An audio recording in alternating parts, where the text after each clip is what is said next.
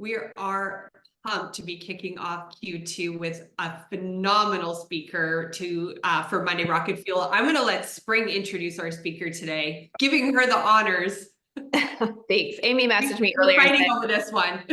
Yeah, she's like, "Do you want to introduce him?" I'm like, hell yeah, I want to introduce him. He's awesome. So we're really fortunate this morning to kick off April with our guest speaker, Ben. Ben is the co-founder of Place, which is the industry's most sought after platform and for real estate teams. He's also a speaker, a thought leader, a coach, a team leader, a mega producer, a tech genius, and an avid hunter and wilderness extraordinaire.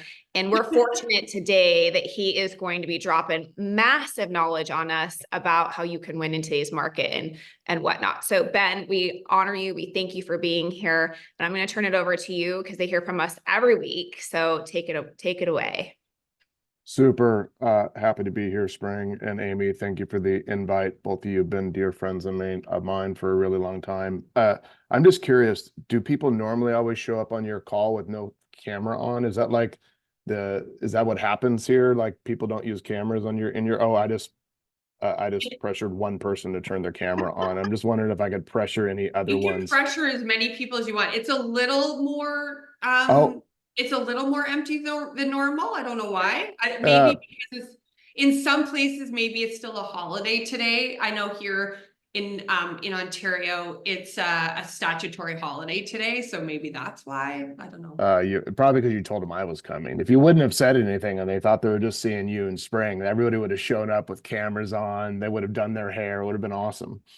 But I'm the girl in the hat, so I don't know that. I'm like, come on. Well, thank you. I'm going to walk through a little content that I used with my team the other day and talk a little bit about compounding our life. And this is a subject that I'm deeply passionate about.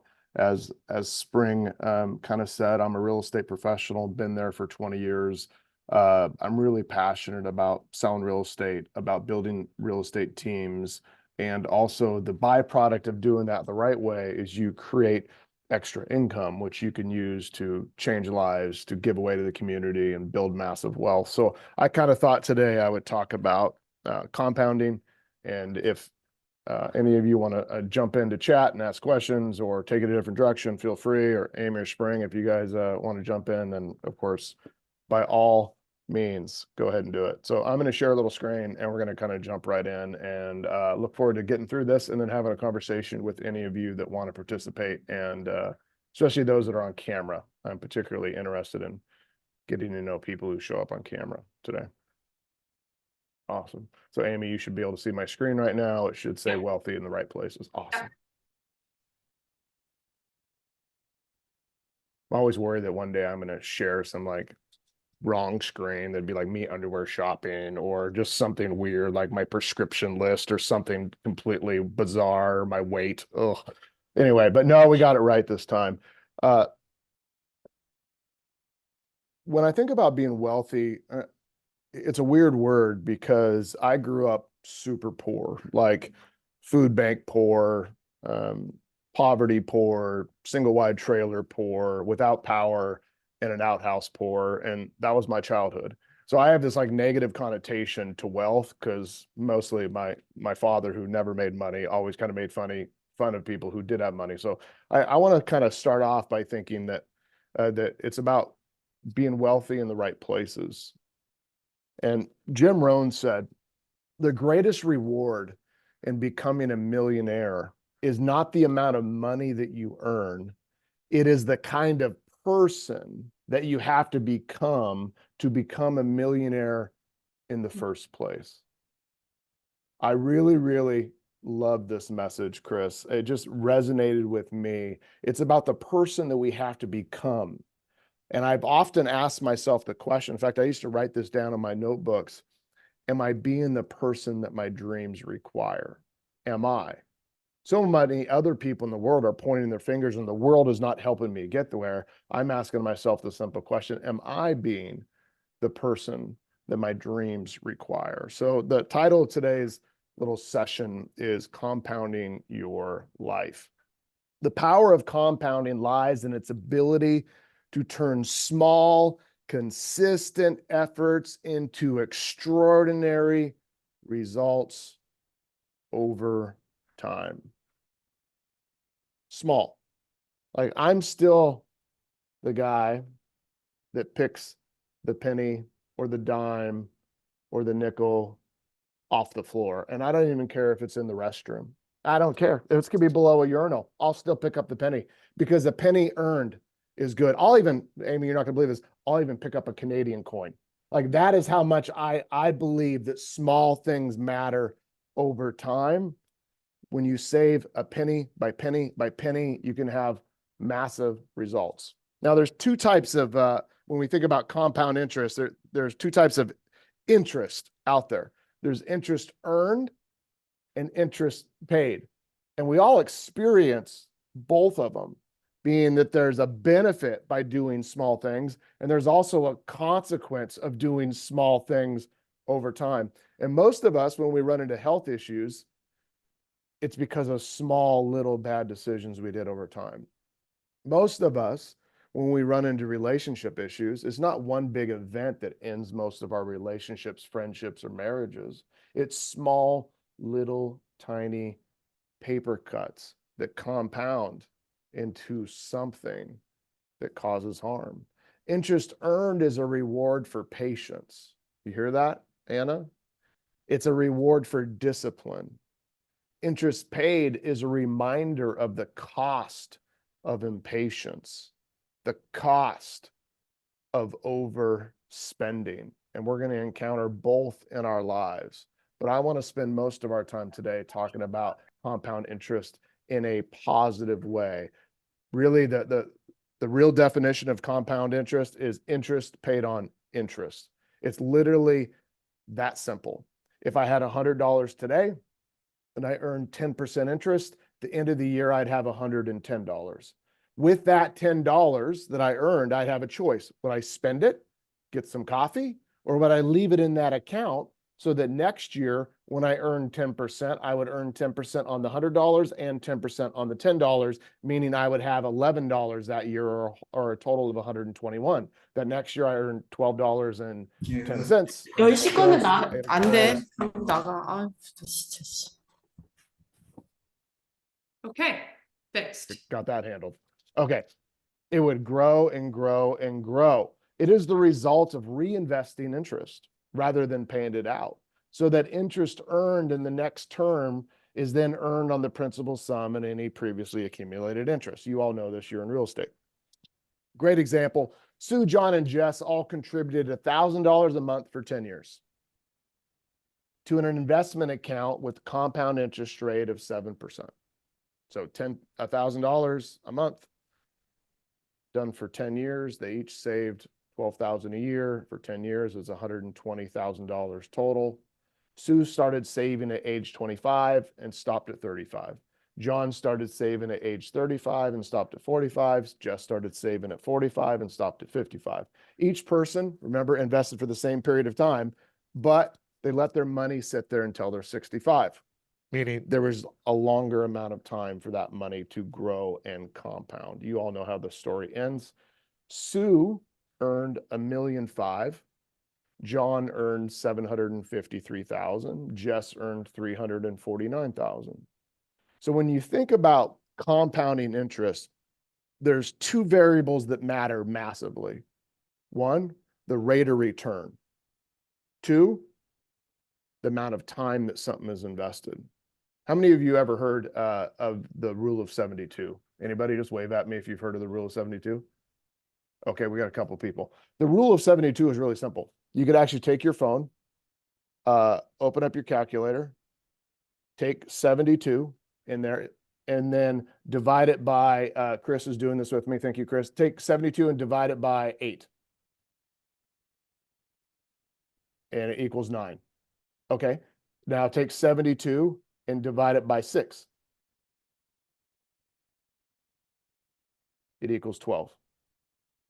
That is the amount of time that it takes for your investment to double based on that rate of return. So if you took 72, Chris, and you divided it by 10, you'd get 7.2. That means it would take, if you had $100, it would take at a 10% interest rate, it would take 7.2 years for it to double.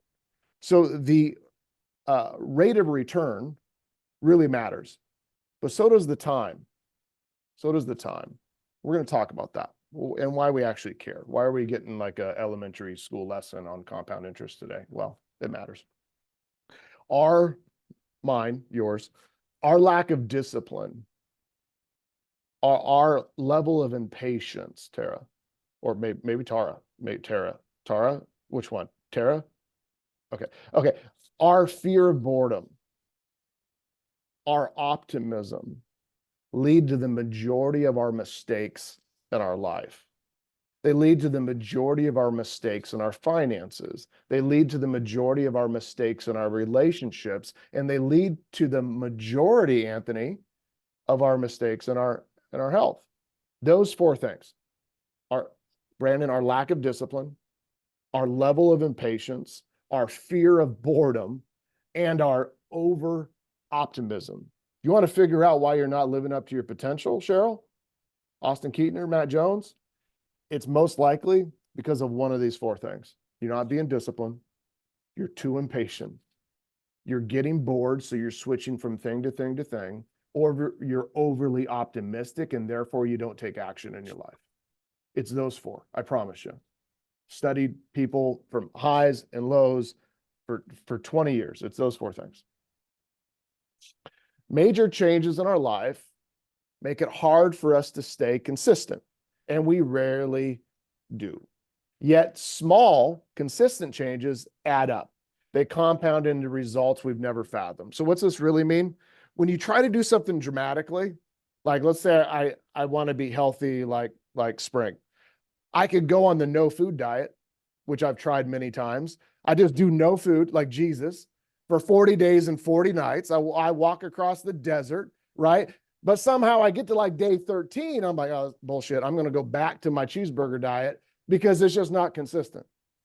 It just doesn't work, right? You can go on the, I'm going to spend no money at all in my life. And then you start, because you want to get financially ahead, and you get to a point, you're like, you know what? Screw it. It's not even worth it. Those big changes don't work. It's small changes. Give up one thing.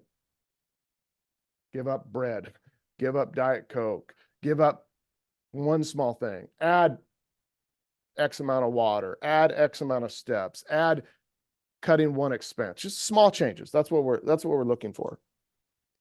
And we're going to talk about how it affects our life and compound interest. Compound interest is not just about money.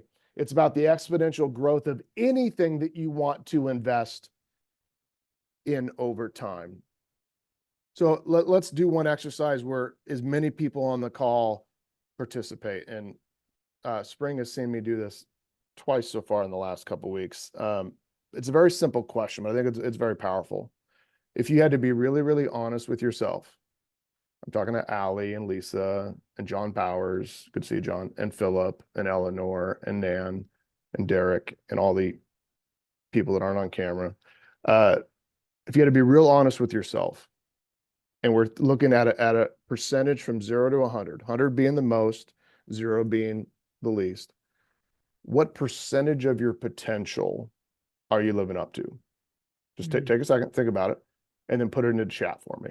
What percentage of your potential are you living up to? Joe Herrera says 70, Jason says 50, John Powers says 15, 20, 40, 60, 65, 50, 15, 60, 25. Okay. It's an interesting number to look at, isn't it? You see some of the most productive people in the world saying, I'm living up to 50% of my potential. That means we're leaving an awful lot on the table every single day. Like if I have one fear, and that fear is not living up to my potential, and it's my greatest fear. Now, I've also never been this dreamer. I think Elon Musk is like one of the greatest entrepreneurs of all time, and he's also a massive dreamer. Elon Musk is trying to get us to go to Mars. That like blows my mind right now. Mars, of all things. I'm not trying to go to Mars. I'm just trying to do a little bit better. But because of my mindset of knowing that I'm only living up to 50% of my potential, I know that I can double whatever is going on in my life very easily. I knew when I sold 24 homes that I could sell 50. I knew when I sold 50, I could sell 100. I knew when I sold 100, I could sell 200. I knew when I saved 50 grand that I could save 100 grand. When I saved 100 grand, I could save 200 grand. When I saved $1 million, I could save 2 million. I knew when my net worth was 500,000, I could get to $1 million. When I got to $1 million, I could get to 2 million. When I got to 2 million, I could get to 4 million and 8 million and 16 and so on. I always knew that I could double. And Joe, even those of you that put 70% of your potential as an answer, you can double too. Most of us can double in any area of our lives every single year. And that's empowering once you understand it. We have to, in order to do that, find a way to get compounding results in our own personal growth. That could be something as simple as emotional intelligence, just working on that this year. We need to have compounding growth in our skill development. I talked to Spring's team last week and I said, hey, if you want to be successful in real estate, you got to do 3 things. Very, very simple. Number 1, you got to say the right things. It's a scripts issue, but that requires skills. Number 2, you got to say it enough times. It's an activity problem. Are you going to commit to doing enough activities and doing enough of the right activities? In fact, I challenged her team last week. And we had a large percentage of the room that agreed to do 2 things. 1, they agreed to make 1,000 dials in a single day. By the way, you'll never know the power of getting your organization to make 1,000 dials in a single day. That's each individual person, by the way, because they get 990 FUs, go to hells, hang-ups, or if you're Canadian, not right now, dears. Like they get much nicer. I always want to prospect in Canada. I just feel like they're just so nice there. You get to experience no's. You get to experience rejection. You get to experience like what it's like, and you get to experience a few yeses. The other thing that we got Spring's team to do is they committed to doing 30 open houses in 30 days. You're not where you're at financially right now. Do something about it. Do 30 open houses in 30 days. You can't tell me at the end of 30 days you're not going to have 2 to 4 pending clients or contracts and a handful of brand new clients. You're going to crush it. 30 open houses in 30 days, or go get a freaking job, go drive Uber, do something like that. But we run our organizations like it's okay to be in and out of success. But that's just a determination of doing these success principles. Say the right thing, say it enough times. And the third one, have enough people to say it to. It's a leads issue. When you have a leads issue, join a team. They have more leads than they know how to work. In fact, they have sitting on hundreds and hundreds of transactions that aren't currently being converted. Those are the only 3 things that will determine success in real estate. Say the right things, say it enough times, and have enough people to say it to. Once you move into that next category of crushing it, then you're into building a business. And there's a 4th success principle, which is have enough people saying it. That's when you start succeeding through other people. But those 4 things are really, really simple. Well, it requires you to build some skills around each one of those scripts, learning to say the right things in every one of those conversations, activities, building skills at prospecting, asking good questions, handling objections, doing your presentations, lead generation, figuring out where your leads are going to come from, getting your leads at the best cost for the highest quality. Hiring talent, that's a skill. And then relationships. There's quite a few of you on the call that I've known for a really long time. Amy, how many years have I known you? 15 probably. 15. And my success is so dependent on the compounding effect of relationships. Is our ability to stay in relationship and provide value and make deposits and never ask for anything in return will lead you into the greatest partnerships and the greatest friendships and the greatest business opportunities you ever imagined. But so many people are too impatient to make these deposits in people over long periods of time. And therefore, they end up with nothing great in their life. No good friends, no good relationships, no good business opportunities. Yeah. One of the reasons why it's been so easy for me to recruit to my organizations is because I have years and years of providing value to people and asking questions and taking them to lunch and taking them to breakfast and giving them books and texting and saying hi. Small deposits over long periods of time. Relationships compound, I promise you. Activity compounding. We talked about this, especially with Springs Group. Do something about it. Change your activities. If you want to build a team, interview one agent every single day for the next month. Find a way to do it. Have one recruiting appointment every single day. Want to change your production? Set one appointment every single day before you go home for a seller. You don't know how to do that? Do 30 open houses. Make 1,000 calls. Our current record on my team for calls in a single day is 2,836 dials in a single day. Started at 7 a.m. and ended almost at 9. 2,836 dials. That individual generated more business in one day than most real estate agents do in 2 months or 3 months. I don't think it takes a lot to be more successful. I don't think it takes a lot to live up to our potential. In fact, I would bet you all that 18 minutes spent on one thing that would improve your life, done consistently for the rest of this year, would change your life. 18 minutes where you're solely committed to that child in your life, asking questions and paying attention just to them. 18 minutes with your spouse where you're uninterrupted by your phone, you're uninterrupted by anything else, would change your relationship. 18 minutes focused on generating leads for your team or finding people to join your team. 18 minutes focused on calling your past clients every single day. It's a total of 6,570 minutes in a year if done consistently, or 109.5 hours or 13.68 full days. That's just 18 minutes. Imagine if you spent 60 minutes focused on something that matters. It adds up. Your competitive advantage over your competitors in your market by working 13 extra days should be massive. And that's in just 18 minutes, as long as you're working on the right things. 25 calls done 5 days a week for the entire year is 6,500 additional dials in a year. 10 conversations done every single week would be 5,200. I don't know why that math doesn't work. Please excuse me. Anyway, it's a freaking lot. It's a lot. 2 open houses is 104 more opportunities. It's probably 500 more contacts in your database done every single week. It's little tiny things that determine success. Generating one referral from your past clients, your friends, your database every single week. It's 52 new clients.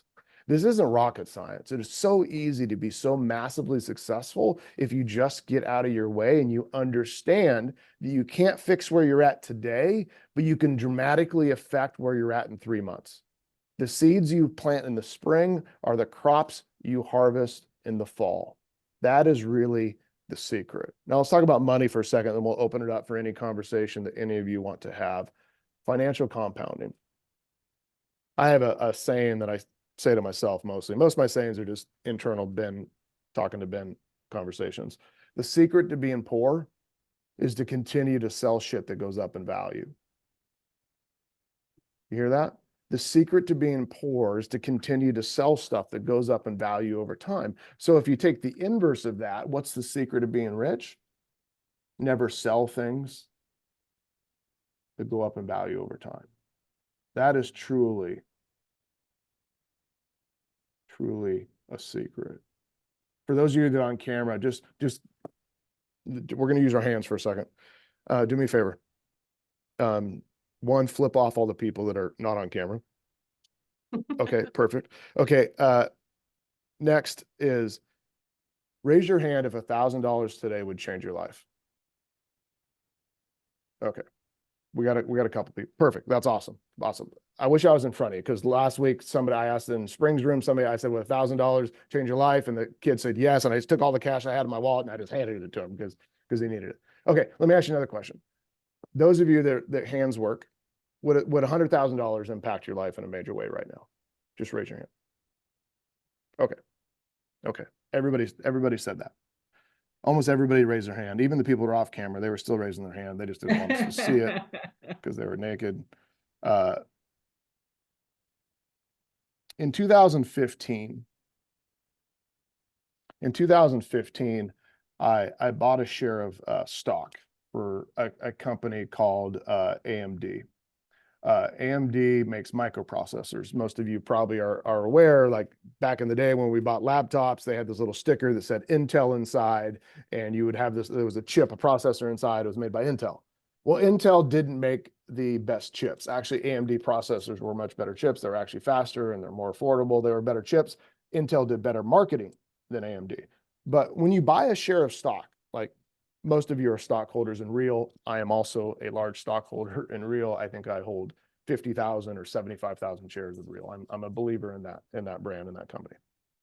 But when you buy a share of stock, what you're really doing is saying, I believe in that company. I believe in what they do. I believe in who they are, and I believe in what they offer. So that day I had transferred $1,000 into a Robinhood account, and I had $1,000 to spend. So I tried to find a company that I believed in. I believed in AMD. I liked their processors. I bought 550 shares for $1.79 a share. $1.79. I invested $980 total dollars in AMD, about $1,000. Most of us said $1,000 wouldn't change our lives.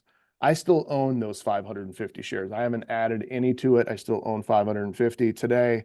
Those 550 shares that I paid $984 worth are worth $101,258.06. There's example after example after example of buying things that you believe in and just sticking to that belief for long periods of time, and it turns into massive wealth. So if we think about compounding interest, most of us don't invest because we think that small amounts don't matter. I'm not going to invest because I only have $200 a month right now available to invest. But $200 invested in the S&P 500, it's an index fund based on the top 500 companies in the United States. $200 invested in the S&P 500 based on its average return for the last 10 years. It's $634,000 in 30 years. Most of us have $200 to invest, but we don't, because we think $200 doesn't matter. $500 invested in the S&P 500 for 30 years equals $1.586 million. $1,000 invested every month equals $3.1 million. Most of you have $12,000 a year. It's one transaction or two transactions in real estate that you could just do a little bit extra, and you'd have an extra $3 million when you retire. $2,000 a month, $6 million. $5,000 a month at $60,000 a year that you're going to invest is $15 million. These are massive numbers. I got to go see Warren Buffett speak once, and he asked the audience, he said, when I was 16 years old, if I would have invested $10,000 into the S&P 500 and never added an additional dollar, he asked the audience, what would it be worth today? Now, I understand compounding interest, right? Because I'm fascinated by money and how money works and that sort of thing. And I was with my friend Brian, and I look over at Brian and I said, I don't know, probably be worth like $5 million. He's like, yeah, that's what I was thinking. And it wasn't $5 million. That's $10,000. When Warren Buffett was 16, that was 7 years ago. Never added a dollar to it, just invested it. What would it be worth today? And we all had to guess. Amy, do you got a guess for me? I know that your number was probably way off, so I'm going to double it. I don't know. Amy's going to go 10 million. She was way closer than I was. It's actually $52 million. Now, we have to take into a couple considerations. One, Warren Buffett's older than shit. Like when the sea was parted, you know, he followed him right across. Like that is how old Warren Buffett is. He brought the first gift to Jesus, like when he was born. Like he just walked over there and said, here. Okay. small amounts left for long periods of time matter. So, you know, Warren Buffett's older and shit. But my point is today is that these little things can matter. Here's another one for you.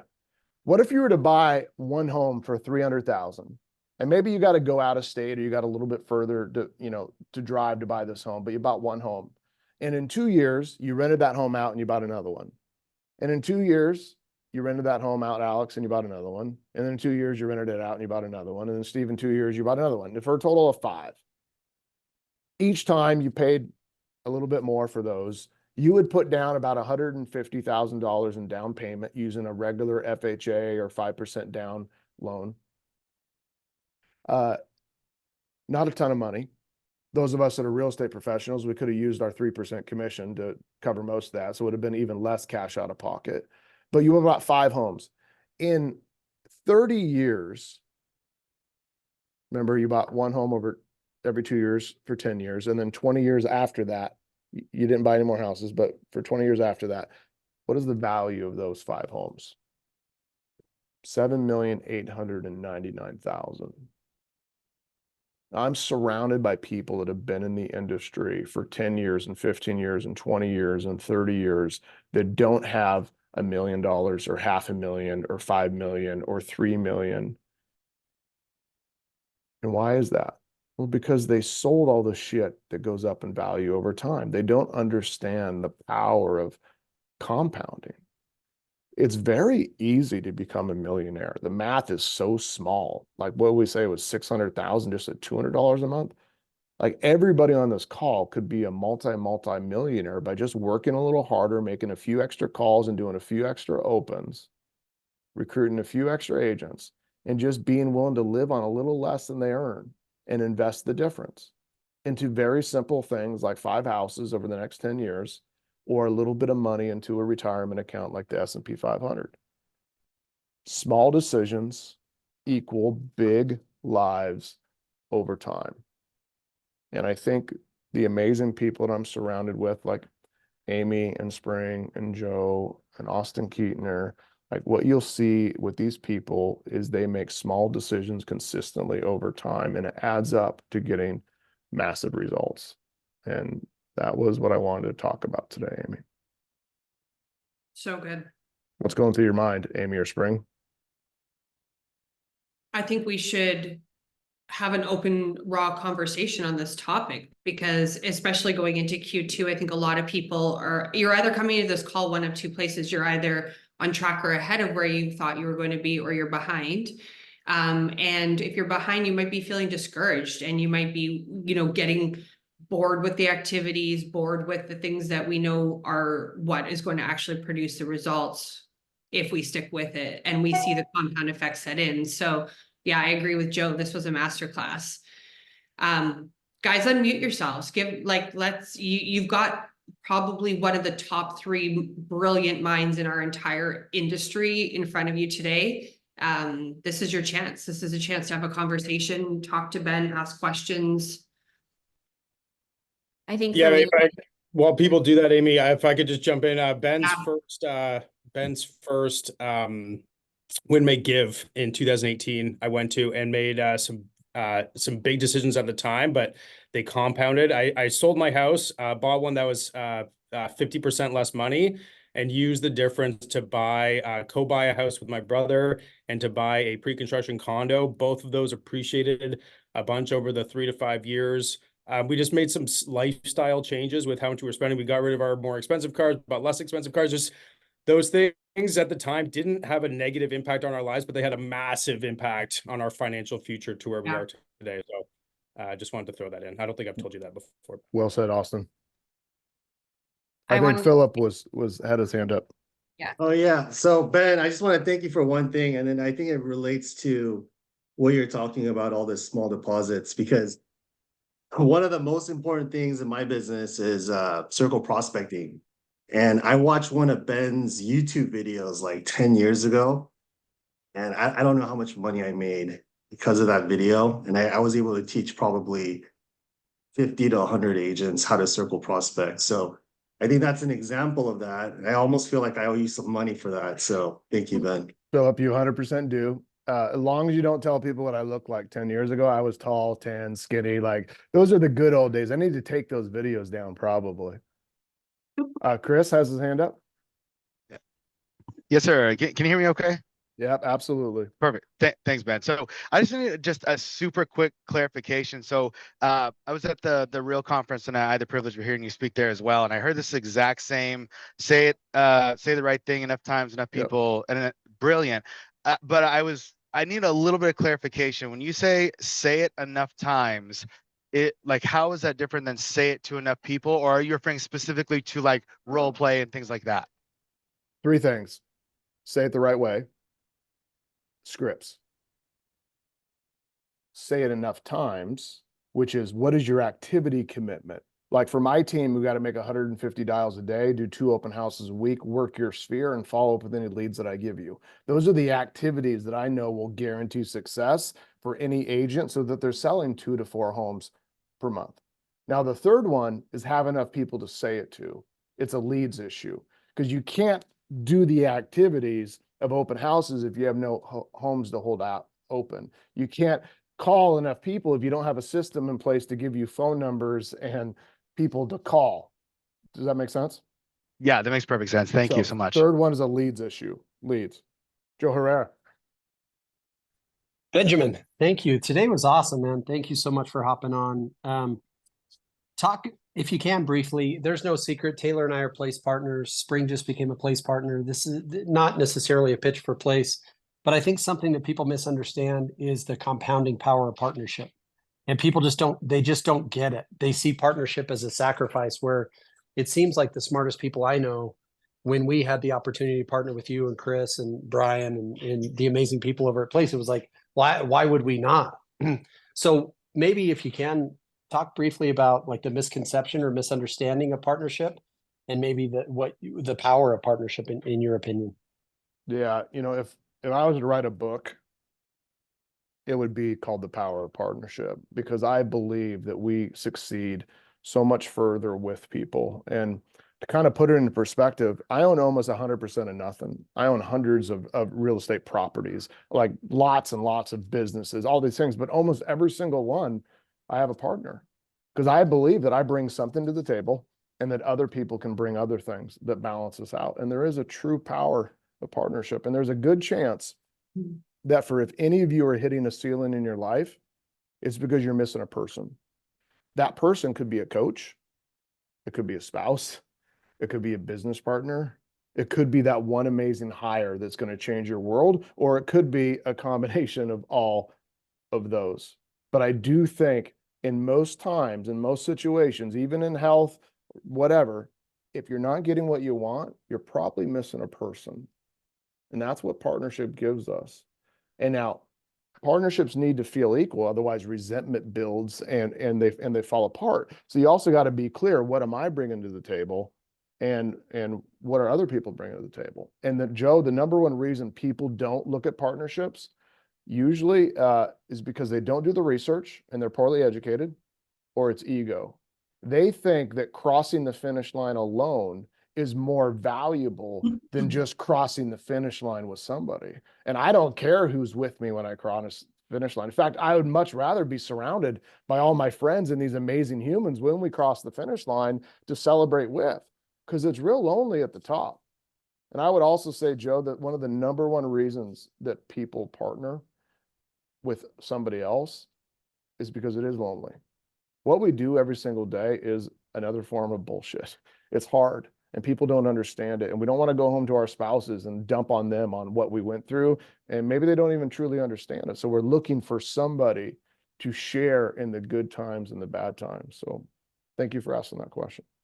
Next question. Anybody, please.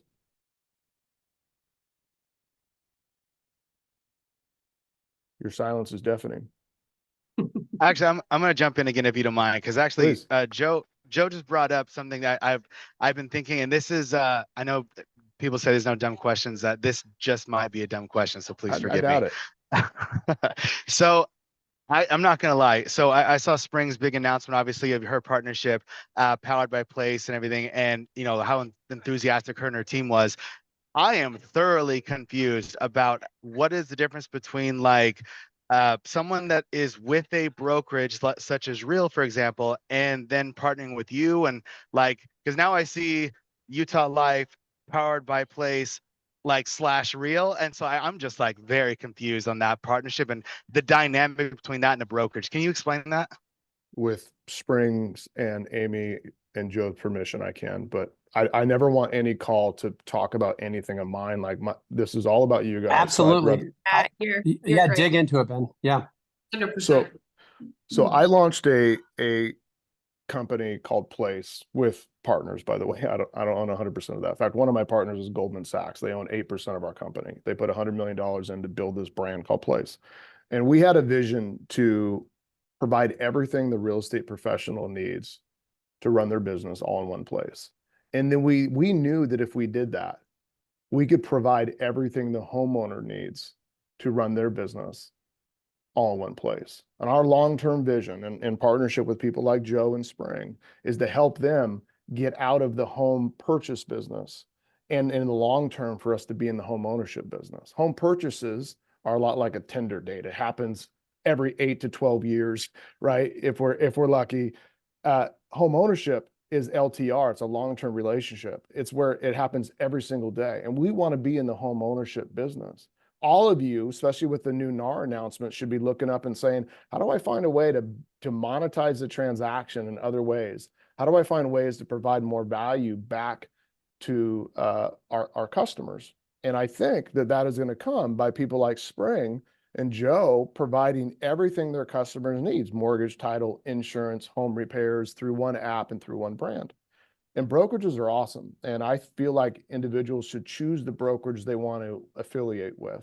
And brokerages do what brokerages do for a nominal amount of money. You know, $12,000 to $20,000 a year. You can join any brokerage you want in the United States or Canada for about that amount. Yet they don't always solve the problems that Spring and I, or Joe and I, were looking to solve. We wanted to provide employee level health insurance to our agents. We wanted to have an additional stock program for our agents. We wanted to show them additional sources of income. We wanted to get training and onboarding and all that bundled into one offering. And that's what Place does. We help our teams recruit sales and operational talent to their business. We help our teams get those agents into production through launch and onwards after those agents start in our business. Number 3, we help them retain their top people so agents don't go from one business to the other. And number 4, we take all the things off their plate that maybe they are good at, or maybe they aren't good at, that they don't want to do: accounting, bookkeeping, payroll, legal, HR, contracts, digital advertising. Place has 1,100 W-2 employees at corporate office that work for people like Joe and Spring every single day to provide anything they need for their business. Now, once we're doing those 4 things, Spring and I can focus on growing the business, expanding her brand into different markets and different cities, and then offering these additional consumer services and making better investments with all the profit that we're making. And that's why somebody like Spring decides to do that. But, you know, she could probably answer that better than me. That was just my perspective. Yeah, thank you. I'll answer it because I probably, Chris, no hyperbole, had hundreds of DMs. I was actually going to make a post about it today because people are so confused, right? Because they just don't understand it. For me, it's a strategic partnership. Just like Ben said, you grow with people. So like for Spring, my team, many of you guys know the story, I got to about 12 agents and plateaued. I couldn't get it past that. My partnership with Justin is where we've gotten it today, right? Like he was that who. I own a title company. I wouldn't be able to own a title company without my partner, Fidelity Title. I own a mortgage company. I wouldn't do it without my partner there. Like every single thing I have has a partner to help me because I'm that lid. And so the relationship with Place and with Ben and Chris and everybody made sense to take the team to the next level because I don't say we're capped, we're growing and we're profitable. But there's a next level that I personally know I can't get there alone, but Ben's been there in order to help me get to that next level. Does that make sense?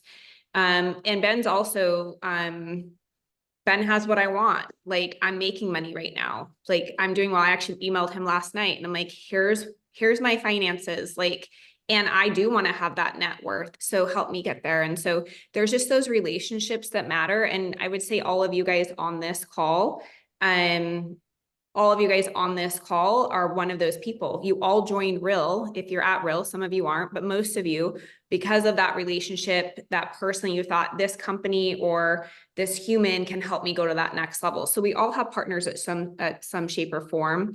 And for me, it made sense. And I actually believe it makes sense for a lot of other people too. But there's my answer. Yeah. Thanks. Awesome. Thanks so much. Next question, about anything you want. Business, lead generation, Hunting. hunting. I want to say something. I thought it was interesting, Ben. I love that you said 18 minutes.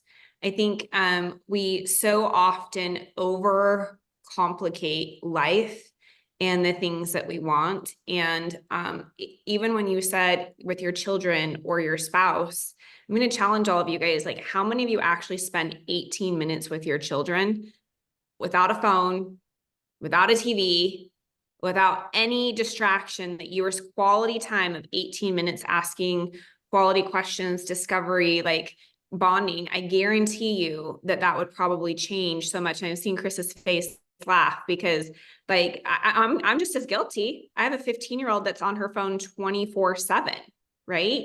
So, but I will tell you, so Brian bought one of the, you guys seen those softballs, you know, that you can bounce a ball in your house like a basketball, but it's a softball. Well, he took it out of the package. He bought it for our little grandbaby and it was morphed. And so he took it in the package and was playing with it. And he started tossing it to Brenna.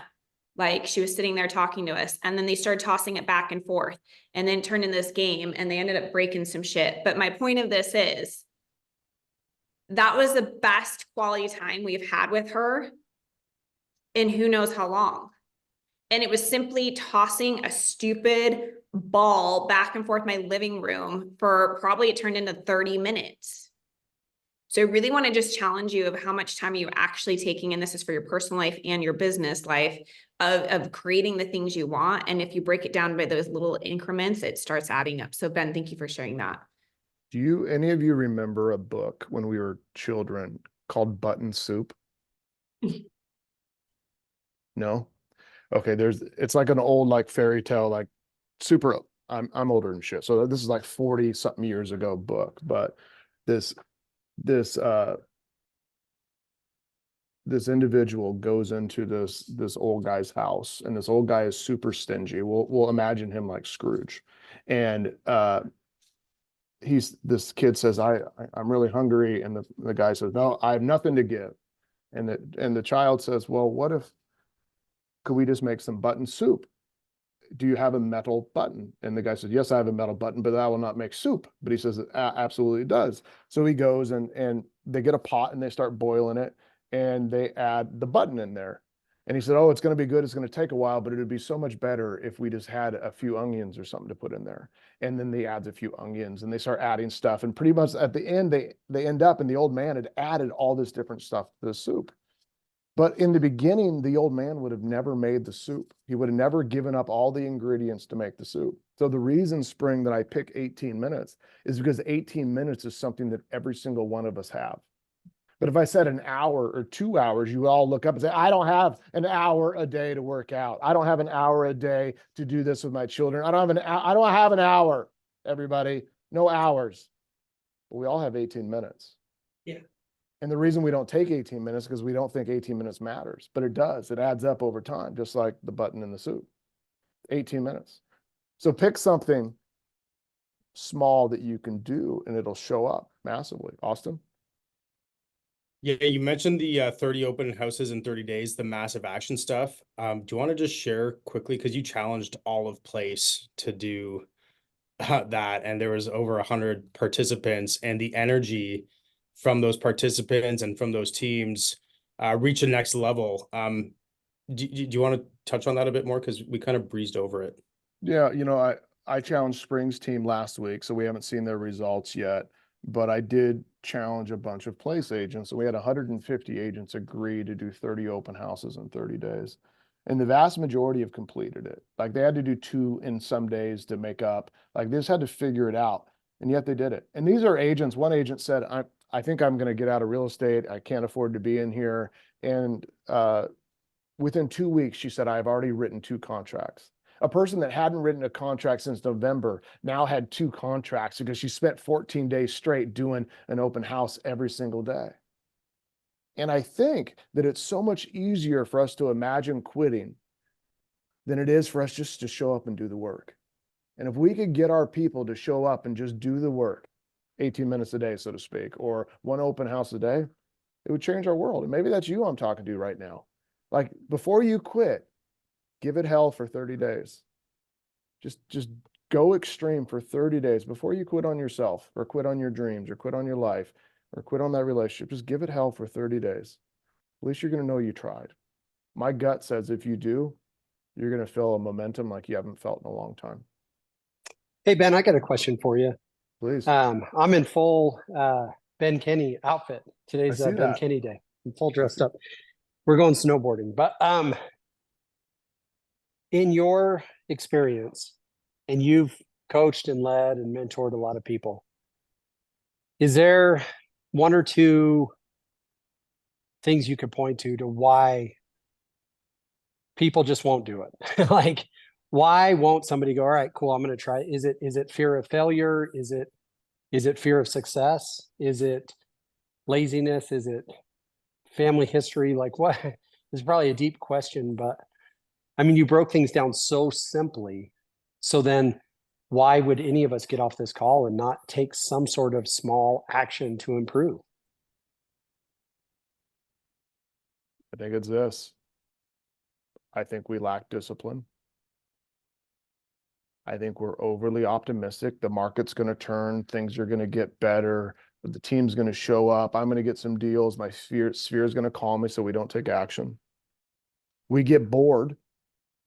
Here's a quote that one of my mentors said one time. He said, we get bored with what works, so we start working on what doesn't work. Like, when you put it that way, how dumb is that? We get bored with what's working, so we start working on what doesn't work. Spring, how many open houses did you do your first couple years in real estate?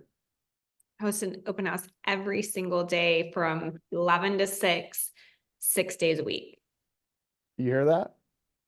for 8 We all years. want to be Spring, but we aren't willing to do what Spring did. That I think happens out there because we get bored. I don't want to do this anymore. I want to be like Spring. But no, you don't understand the compounding effect of what we've done over time. In fact, I had somebody show up to me one day and said, hey, I'm working really hard because someday I'm going to be like you. And it was at a conference and it was a super nice guy. I said, awesome. What is it about being like me that you're interested in? Because the person didn't really know me. He's like, I just feel like I'm excited to do what you do every single day. So that's awesome. Let me tell you what I do every single day. I lead generate for a couple hours, looking for talent to join my company, right? Or looking for new sources of business. I sit in appointments for a couple hours. And then at the end of the day, I deal with all the bullshit that happened while I was doing the important things. And he said, that's exactly what I do. I said, yep. The only difference is I'm getting paid a little bit more now. But we all do the same exact thing. That is what life is like. And really successful people just come to accept the fact that success is actually boredom. It comes by hitting the same nail every single day consistently until you can hire somebody to hit the same nail every single day so that you start hitting a different nail every single day. That's just what it is. But the fourth reason why we fail, Joe, is because of impatience. We aren't willing to wait long enough to see these crops come up in the fall. I can't even tell you how many agents I have that quit in the first 3 to 6 months only to see all their open house leads and prospecting dials start buying and selling homes with my team after they got out of the business. They just didn't push hard enough for long enough. It just happens. Anyway, it's 10 o'clock. Thank you all for the time today and for inviting me here. And thanks for the intro, Spring. And for those of you that ask questions, it really means a lot. So good. Thank you so much. You guys, we're always back here for Monday Rocket Fuel, your consistent weekly mastermind here for real estate, 9 a.m. Pacific time, 12 noon Eastern time. We'll see you guys next week. Ben, thank you so much. Of course. Cheers. Bye.